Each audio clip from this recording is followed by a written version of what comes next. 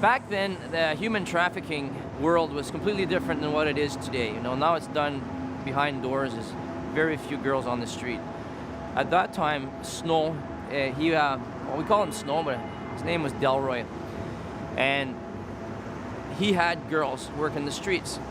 I had this cocaine that I needed to get rid of, so she took me to him. And the minute we met, my cocaine was so pure that he absolutely fell in love with me. He says, you need to supply this to me every day.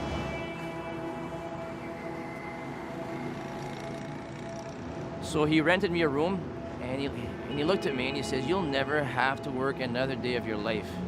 So it spiraled very fast.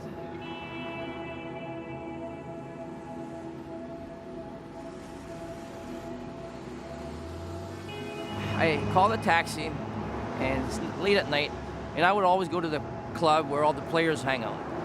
So I get this taxi driver, and he kept looking at me in his mirror. And I thought, what are you looking at? You know, what does he want from me? I dropped off the girl downtown, and he said to me, do you know the way you live is the way to destruction? And I thought, well, why is he saying that, you know?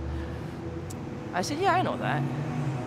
He says, you know, boy, he says, I used to be in the mafia. I drank 26 ounces every night. My wife was a prostitute. But he said, one day Jesus Christ got a hold of my life. And he says, he completely changed my life. He says, I run a church, a little chapel just down the road. He says, I think you should come there with me tonight and surrender your life to Christ. And I thought, how do I get rid of this guy? He was so loving and caring.